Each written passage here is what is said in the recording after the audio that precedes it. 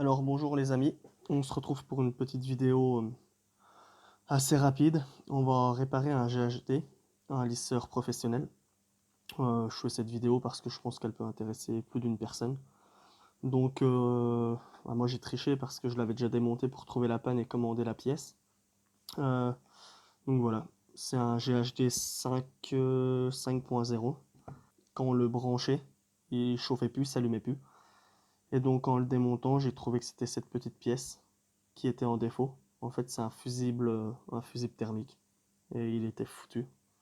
Donc j'en ai recommandé un. Je pourrais vous mettre le lien du site en commentaire si ça intéresse des gens. Et en le démontant, j'avais cassé un petit cache comme ça. Et donc sur ce même site, j'ai réussi à le recommander. Alors il faut, pour changer le fusible là, ou du moins démonter votre GHD, il faut commencer par enlever les caches qui sont sur le côté, les petits caches noirs là. Donc normalement ils sont bien clipsés. Moi j'ai pris une carte bleue, enfin une carte de fidélité ou n'importe quoi. Et je l'ai passé sur le côté. J'ai fait levier, ça m'a déclipsé les caches. Côté là, côté là. Bon, j'ai été un peu trop fort au départ, donc j'en ai cassé un. Et ensuite il faut démonter ici. Tenir avec un autre tournevis de l'autre côté. Alors, tac.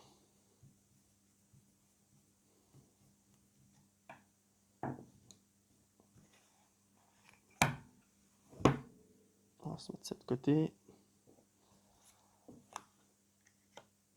On enlève ça.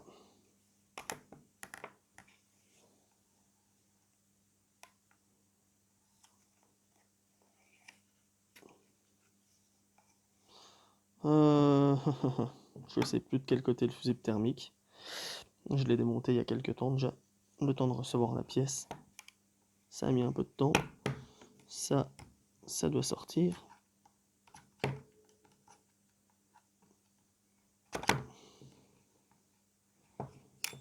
Hop, ça nous permettra d'avoir un peu plus de mou. Et on va tenter le côté là, mais non. Non, c'était le côté là. C'était le côté du bouton si je dis pas de bêtises. Alors on démonte les deux vis là.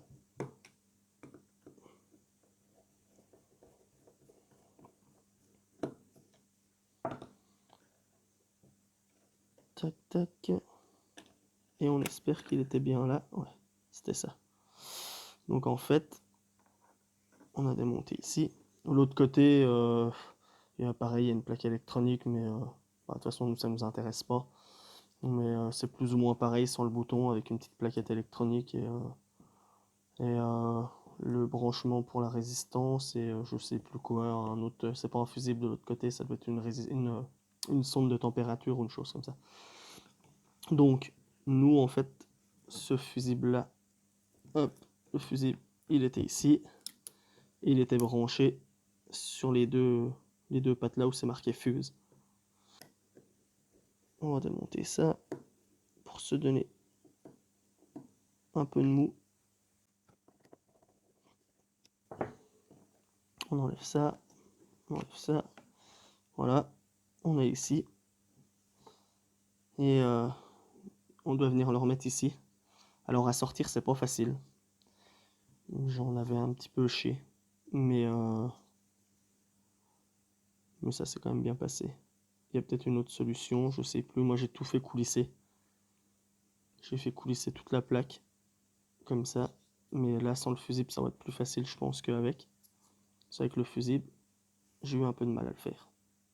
Et encore, même sans, c'est pas si simple que ça.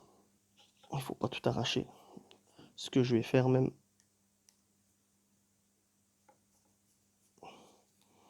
pour justement ne pas tout arracher.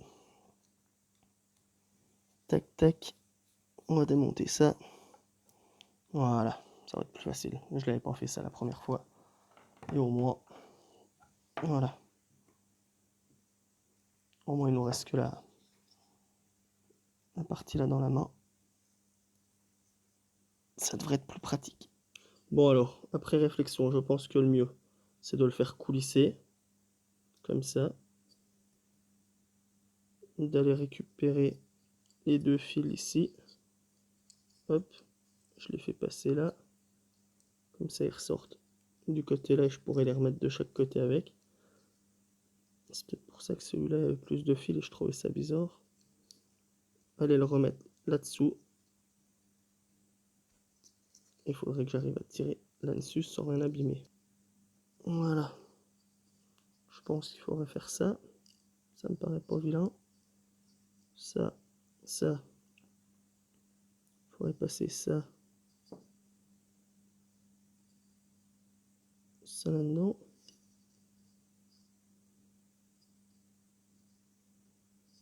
Tac. Il faudrait que j'arrive à bloquer ça. C'est censé aller dessous. Alors on va se redonner peut-être un peu d'espace pour aller mettre derrière ça. Je sais pas jusqu'où ça va, jusque là. Je pense qu'il faut que ça aille derrière le... Voilà. Comme ça. Tac. Voilà. Et il a bien pris l'autre côté. Hop, je le remets comme ça. Bien en face. Et ça. Tac. Bien récrasé. Voilà. Là ça m'a l'air. Ça m'a l'air remonté.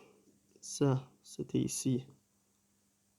Celui-ci était là. Tac, tac. Alors, on va revenir ici. On remet ça. Ça doit être une petite mousse thermique pour la chaleur. On la remet dedans. On replaque ça là. On se met bien comme ça. Jusque là, on est pas mal. Donc, ça, tac. On reprend notre toute petite vis. Hop. Avec un tournevis aimanté de préférence. Allez, et de une. On va pas la serrer maintenant. On va déjà mettre les 4.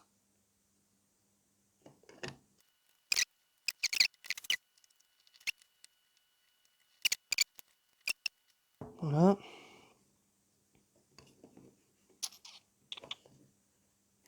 Maintenant. Alors j'espère juste que les fils vont pas trop m'embêter.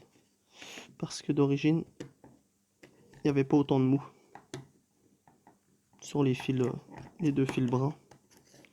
Mais je pense pas. Je pense que je vais réussir à les mettre quelque part. Ce qu'il faut, c'est réussir. J'avais trop tiré là-dessus. J'espère que ça va aller. Tournevis aimanté de préférence. Je viens de le dire et je m'en sers pas.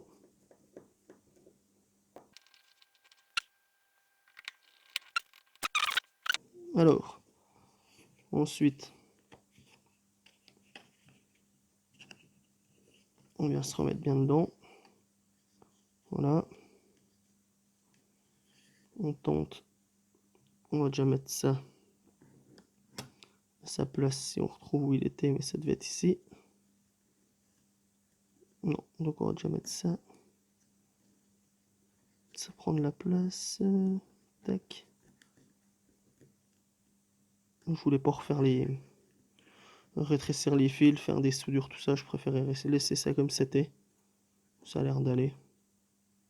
Le tout était d'avoir assez de place pour tout ranger dedans.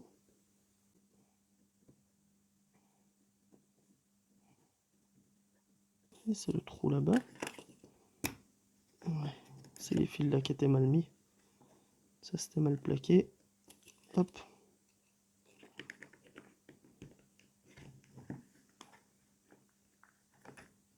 Voilà. Bien refermé, ça donne ça. Ouais, c'est normal que les plaques bougent un peu. J'ai eu un petit doute. Tac. Tac. Tac. Alors après, on est bientôt à la fin. Alors Alors ça, je m'étais déjà fait avoir la dernière fois. C'est pas si compliqué que ça, mais il faut pas se faire avoir. Je crois que c'était ça, comme ça. Si je dis pas de bêtises. On met le petit tube en plastique dedans. La petite entretoise. Et voilà. Et on appuie pour que ça fasse ressort. Toc. Et ça fonctionne. On met la dernière là. D'ailleurs, qui était mis avec de la optique. Donc on va faire pareil, un peu de frein filé. On va remettre une petite goutte de frein filé. Ça peut pas faire de mal. Pas qu'un stun, ça sert à rien.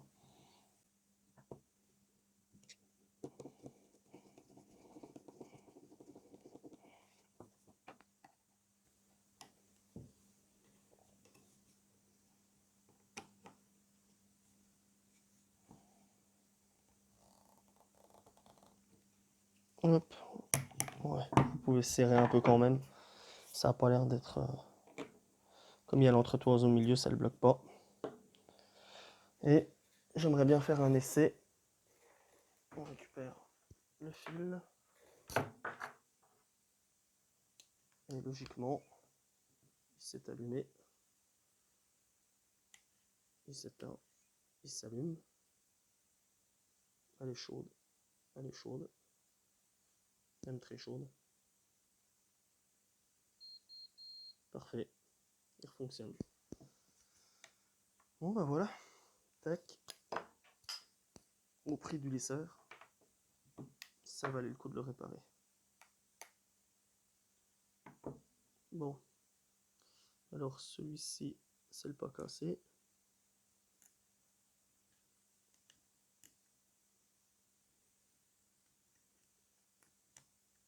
Je pense que c'est la grande patte. Ouais, c'est ça. Donc en fait, vous verrez, si vous démontez le vôtre, il y a une grande patte et une petite. On met la grande en premier et la petite après. Alors par contre, les caches que j'ai rachetés, je sais pas pourquoi, ils sont pas marqués chez HD. Mais bon, après j'aurais pu remettre celui-ci, hein, mais j'avais cassé la grande patte, il aurait fallu le coller. Donc tant que je faisais ma commande, c'est un peu moins esthétique, mais l'essentiel c'est que ça fonctionne. Il a pas le... Il me semblait qu'ils avaient un verrouillage, mais il n'a pas celui-ci. On peut pas le tenir bloqué. Fermé, tant pis. Hop.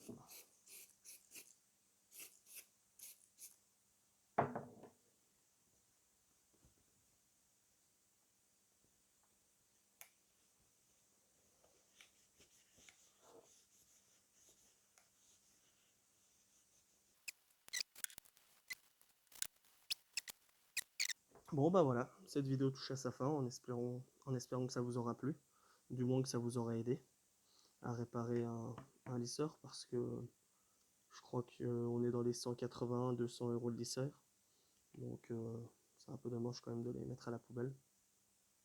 Surtout que la pièce, bah, frais de port compris, pièce et le petit cash, j'en ai eu pour 10 euros, je crois 7 euros la pièce, 12 euros, 7 euros 7 euros le fusible, de 50 le petit cash et 3 euros de frais de port. Donc voilà, pour moins de 15 euros, vous pouvez réparer votre lisseur. Bon bah, je vous dis à la prochaine et puis si ça vous a plu, bah, n'hésitez pas à vous abonner. Allez, ciao!